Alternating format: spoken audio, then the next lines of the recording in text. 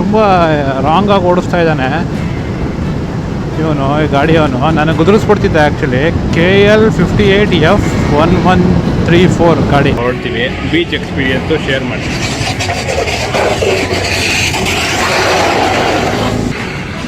ದೊಡ್ಡ ಆಕ್ಸಿಡೆಂಟ್ ಆಯಿತು. ನೀರು ಬರ್ತಾ ಇದೆ ಅಲ್ಲಿ ನೋಡಿ, ಟಯರು ಊದ್ಕೊಬಿಟ್ಟಿದೆ. ಏನು ಮಾಡುವರು ನನಗೆ.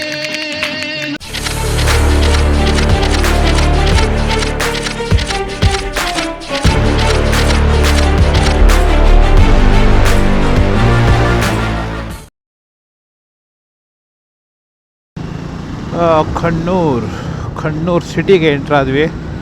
ಇಲ್ಲಿಂದ ಒಂದು 44 ಕಿಲೋಮೀಟರ್ಸ್ ಇದೆ ಡ್ರೈವ್ ಇನ್ ಬೀಚ್ಗೆ. ತುಂಬ ರಾಂಗಾಗಿ ಓಡಿಸ್ತಾ ಇದ್ದಾನೆ ಇವನು, ಈ ಗಾಡಿಯವನು. ನನಗೆ ಗುದುರಿಸ್ಬಿಡ್ತಿದ್ದೆ ಆ್ಯಕ್ಚುಲಿ. KL58F1134 ಗಾಡಿ.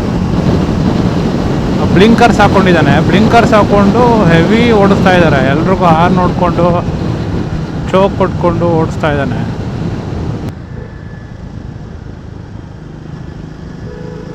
ನೋಡಿ ಅಲ್ಲಿ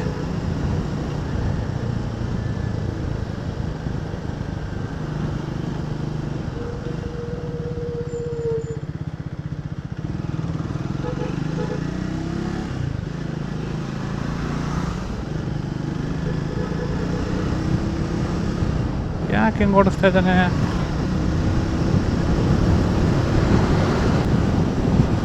ನಾನೇನು ಅಂತ ಹಿಂಗೆ ಕೈಯಲ್ಲಿ ಸಿಗ್ನಲ್ ಮಾಡಿದೆ ಅವ್ರಿಗೆ, ಅದನ್ನು ರೆಕಾರ್ಡ್ ಮಾಡಿಲ್ಲ. ಅವಾಗ ಅವ್ರು ಏನು ರೆಸ್ಪಾಂಡೇ ಮಾಡಲಿಲ್ಲ.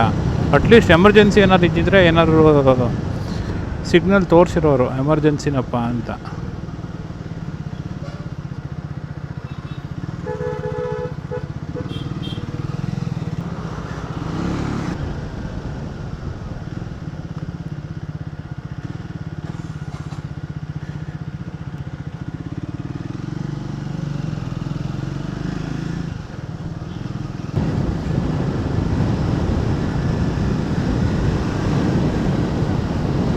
ಇನ್ನೊಂದು 15ರಿಂದ 17 ಕಿಲೋಮೀಟ್ರ್ ಇದೆ ಡ್ರೈವ್ ಇನ್ ಬೀಚ್ಗೆ. ಸೊ ಕೇರಳ ರೋಡ್ಸ್ ಹೆಂಗಿರುತ್ತೆ ಅಂತ, city roads especially village city roads ಹೇಗಿರುತ್ತೆ ಅಂತ ತೋರಿಸೋಣ ಅಂದ್ಬಿಟ್ಟು ಕ್ಯಾಮ್ರಾ ಆನ್ ಮಾಡಿದೆ. ಆಲ್ಮೋಸ್ಟ್ ಯಾವ ಥರ ಬರುತ್ತೆ ಅಂದರೆ, ಇದು ಮಂಗಳೂರು ಸೈಡು ನೋಡಿ. ನಮ್ಮ ಮಂಗಳೂರು ಉಡುಪಿ ಕಡೆ ಇರುತ್ತಲ್ಲ, ಒಂಥರ ಕಾಂಪೌಂಡ್ ಹಾಕಿರ್ತಾರೆ. ಅದ್ರ ಮೇಲೆ ಮಳೆ ಬಂದು ಪಾಚಿ ಬಂದಿರುತ್ತೆ. ಆಮೇಲೆ ಹಂಚಿನ ಮನೆಗಳು ಜಾಸ್ತಿ ಇರುತ್ತೆ. ರೋಡು ತುಂಬ ದೊಡ್ಡದಿರೋದಿಲ್ಲ, ಬಟ್ ಇರೋ ರೋಡು ತುಂಬ ಚೆನ್ನಾಗಿ ಮೇಂಟೈನ್ ಮಾಡಿರ್ತಾರೆ. ಸೊ ಇದೇ ಥರ ಕಾಮನ್ ಮ್ಯಾಂಗ್ಳೂರು ಉಡುಪಿ ಸೈಡು ಇದೇ ಥರ ಕಾಣಿಸಿರುತ್ತೆ. ಹಾಗೆ ಕೋಕೋನಟ್ ಟ್ರೀಸು, ಸ್ವಲ್ಪ ಗ್ರೀನರಿ ಮಿಕ್ಸ್ ಆಗೇ ಇರುತ್ತೆ. ಕಂಪ್ಲೀಟ್ ಬಿಲ್ಡಿಂಗ್ ಥರ ಇರೋದಿಲ್ಲ, ಗ್ರೀನರಿ ಮಧ್ಯೆ ಮನೆಗಳಿರುತ್ತೆ. ಒಂಥರ ಚೆನ್ನಾಗಿರುತ್ತೆ. ಸೆಕೆ ಒಂದೇ ಪ್ರಾಬ್ಲಮ್ಮು, ಹ್ಯುಮಿಡಿಟಿ ಜಾಸ್ತಿ ಇರುತ್ತೆ, ಟೆಂಪ್ರೇಚರು ಸ್ವಲ್ಪ ಜಾಸ್ತಿ ಇರುತ್ತೆ. ಈವನ್ ಚಳಿಗಾಲದಲ್ಲಿ, ಈಗ ವಿಂಟರಲ್ಲೂ ನೋಡಿ ನಂಗೆ ಸೆಕೆನೇ ಆಗ್ತಾಯಿದೆ. ಇಲ್ಲಿ ಸ್ವಲ್ಪ ಹ್ಯುಮಿಡಿಟಿ ಇದೆ, ಸೆಕೆ ಇದೆ. ಅದೊಂದು ಬಿಟ್ಟರೆ ಕಣ್ಣಿಗಂತೂ ತುಂಬ ತಂಪಾಗಿರುತ್ತೆ. ಇಲ್ಲಿ ಎಲ್ಲ ಗ್ರೀನರಿ ಇರುತ್ತೆ. ರೋಡ್ಸ್ ಚೆನ್ನಾಗಿರೋದ್ರಿಂದ ರೈಡರ್ಸ್ಗೂ ತುಂಬ ಮಜಾ ಸಿಗುತ್ತೆ ಇಲ್ಲೆಲ್ಲ ರೈಡ್ ಮಾಡೋದಕ್ಕೆ. ಮಳೆಗಾಲದಲ್ಲಿ ಬರಬೇಕು ಈ ಸೈಡು, ಕೇರಳ ಸೈಡು ಸಖತ್ತಾಗಿರುತ್ತೆ.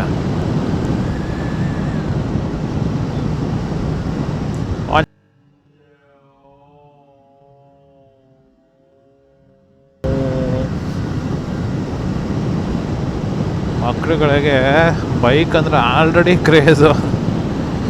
ಈ ಕೇರಳ ಹುಡುಗರಿಗೆ ಸಿಕ್ಕಾಪಟ್ಟೆ ಕ್ರೇಜು ಬೈಕ್ಸ್ ಎಲ್ಲ.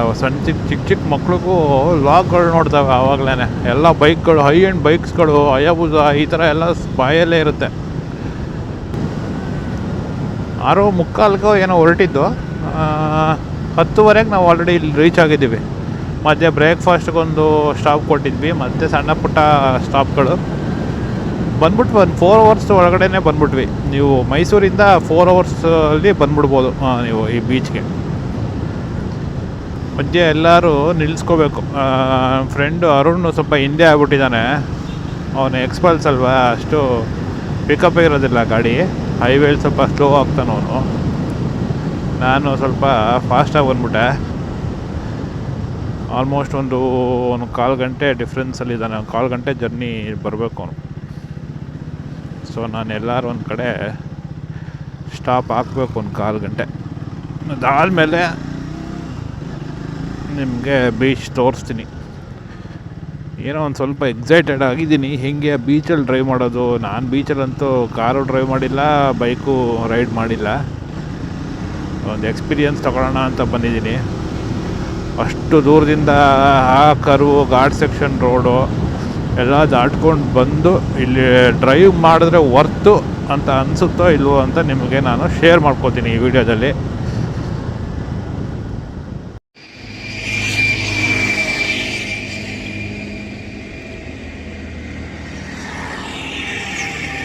ಬೀಚ್ ತೋರಿಸ್ತೀನಿ ಅಂತ ಇದೇನೋ ಗದ್ದೆ ತೋರಿಸ್ತಾ ಇದ್ದೀನಿ ಅಂತ ತಿಳ್ಕೊಂಡಿದ್ದೀರಾ?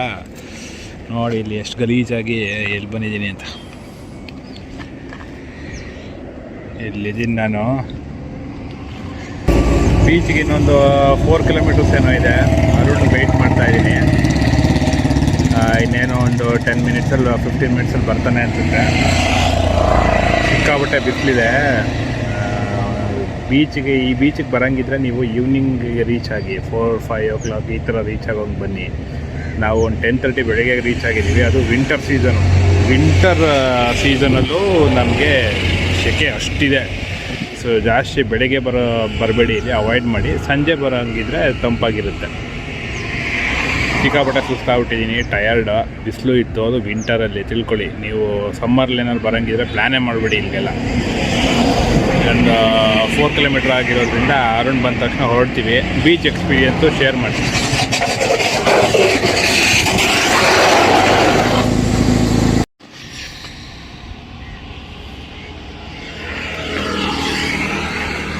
ಒಂದು ದೊಡ್ಡ ಆಕ್ಸಿಡೆಂಟ್ ಆಯಿತು. ನಾನು ನಿಲ್ಲಿಸಿದ್ದೆ ಅಲ್ವಾ, ಇಲ್ಲಿ ತನಕ ಬಂತು ಬೈಕು. ಬಂದು ಗುದ್ದಿದ್ದಾನೆ ಇಲ್ಲಿಗೆ. ನಾನು ವೀಡಿಯೋ ಮಾಡೋಕ್ಕೆ ಇಷ್ಟಪಡಲ್ಲ ಅವನ್ನ, ಬಟ್ ಆಕ್ಸಿಡೆಂಟ್ ಆಯಿತು ಇದೇ ಬೈಕಿಗೆ. ನನಗೇನಾಗಿಲ್ಲ. ಇಲ್ಲೊಂದು ಸ್ಟೋರಿ ಹೇಳ್ತೀನಿ ನೋಡಿ. ನಾನು ರೆಸ್ಟ್ ಮಾಡ್ತಿದ್ದೆ ಇಲ್ಲೇ. ಅರುಣ್ ಕಾಯ್ತಾ ಇದ್ದೆ ಆಗಲೇ ಹೇಳ್ದಂಗೆ. ಒಂದು 10-15 ಮಿನಿಟ್ಸಲ್ಲಿ ಅವ್ನು ಬರ್ತಾನೆ. 20 ಕಿಲೋಮೀಟರ್ಸ್ ಗ್ಯಾಪಲ್ಲಿದ್ದಾನೆ. ತಲಸರಿ ಅಲ್ಲ, ಇದು ಡ್ರೈವಿನ್ ಬೀಚ್ ಇದೆಯಲ್ಲ, ಅದಕ್ಕೊಂದು 4 to 5 ಕಿಲೋಮೀಟರ್ಸ್ ಇದೆ. ಅಲ್ಲಿಗೆ ಹೋಗೋಕ್ಕೂ ಮುಂಚೆ ಇನ್ನೂ ಅರುಣ್ ಬಂದಿಲ್ಲ ಅಂತ ಹೇಳಿ ನಾನು ಇಲ್ಲೇ ಸೈಡಿಗೆ ಪಾರ್ಕ್ ಮಾಡಿ ರೆಸ್ಟ್ ಮಾಡ್ತಾಯಿದ್ದೆ. ಈ ಲಾರಿಗಳ ಮಧ್ಯೆ ರೆಸ್ಟ್ ಮಾಡ್ತಿದ್ದೆ. ಸ್ವಲ್ಪ ನೆರಳಿದೆಯಲ್ಲ, ಇಲ್ಲೇ ಪಾರ್ಕ್ ಮಾಡಿ ರೆಸ್ಟ್ ಮಾಡ್ತಾಯಿದ್ದೆ. ಸೊ ಸಡನ್ನಾಗಿ ಜೋರಾಗಿ ಸೌಂಡ್ ಆಯಿತು, ಧಡ್ ಧಡ್ ಧಡ್ ಧಡ್ ಧಡ್ ಧಡ್ ಅಂತ. ಆಮೇಲೆ ಸ್ಕಿಡ್ ಹಾಕ್ಕೊಂಡು ಬರ್ತಾಯಿದೆ ಗಾಡಿ ಅಲ್ಲಿಂದ. ಎಲ್ಲೆಲ್ಲ ಆಟೋ ಬರ್ತಾ ಇದೆಯಲ್ಲ, ಆಟೋ ಮತ್ತು ಲಾರಿ, ಅಲ್ಲಿ ಅನ್ಈವನ್ ಇದೆ ರೋಡು. ನೋಡಿ ಈಗ ಲಾರಿ ಬರುತ್ತೆ ನೋಡಿ, ಅಲ್ಲಾಡ್ತಾ ಇದೆ ನೋಡಿ ಅಲ್ಲಿ. ಅಲ್ಲಾಡ್ತಾ ಇದೆಯಲ್ಲ, ಶೇಕ್ ಆಯ್ತು ನೋಡಿ, ಹಿಂಗೆ ಅನ್ಈವನ್ ಇದೆ ರೋಡು. ಅಲ್ಲಿ ಬೈಕ್ ನಾನು ಫಾಸ್ಟಾಗಿ ಬಂದು ಇದಾಗಿದೆ, ಗ್ರಿಪ್ ಸಿಕ್ಕಿಲ್ಲ. ಗ್ರಿಪ್ ಸಿಕ್ಕದೆ ಸ್ಕಿಡ್ ಆಗಿ ಸ್ವೈ ಅಂತ ಬೈಕು ನನ್ನ ಇಲ್ಲಿಗೆ ಬಂದು ಇದ್ರ ಅಡಿಗೆ ಹೊಟ್ಟೋಯ್ತು. ಬೈಕ್ ಅಡಿಗೆ ಹೊಟ್ಟೋಯ್ತು.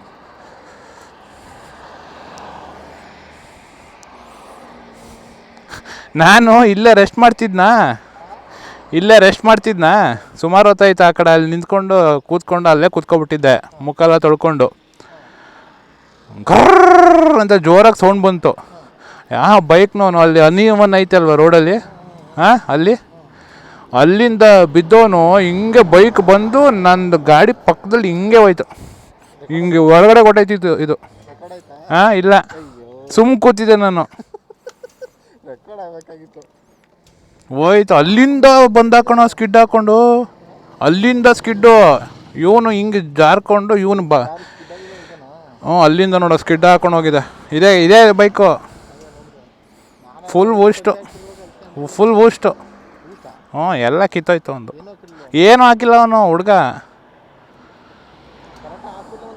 ನಾನು ಬಂತು ಹೊಡಿತು ಅಂದ್ಕೊಂಡೆ. ಸೌಂಡ್ಗೆ ನಾನು ಹಿಂಗೆ ಬಂದು ನೋಡ್ತಿದ್ದೀನಿ, ಬರ್ತಾಯಿದ್ದೆ ಇನ್ನೂ ಸ್ಲೋ ಮೋಷನಲ್ಲಿ ಬಂದಂಗೆ. ಇಲ್ಲಿಗೆಲ್ಲ ಬಂದಿರೋ ಹೊಡೆದ. ಅವನು ಅಲ್ಲೇ ಬಿದ್ದೋದ, ಈ ಲಾರಿದು ಹಿಂದೆನೇ ಹೊಟ್ಟೋದ ಅವನು ಬಿದ್ದು. ಅಲ್ಲಿ ತನಕ ಗಾಡಿ ಜೊತೆಲೇ ಬಂದ, ಅಲ್ಲಿಂದ ಡಿಟ್ಯಾಚ್ ಆಗ್ಬಿಟ್ಟ ಅವನು. ಎದುರೋಗ್ಬಿಟ್ಟೆ ನಾನು ಫುಲ್ಲು. ಫುಲ್ ಎದುರೋದೆ. ಅದು ಒಂಥರ ಇದೆ ಕಣೋ ಅಲ್ಲಿ ಸ್ಪೀಡಾಗಿ ಬಂದರೆ. ಗೊತ್ತಾಗದೆ, ಹಿಂಗಿರೋದು ಗೊತ್ತಾಗಲ್ಲ.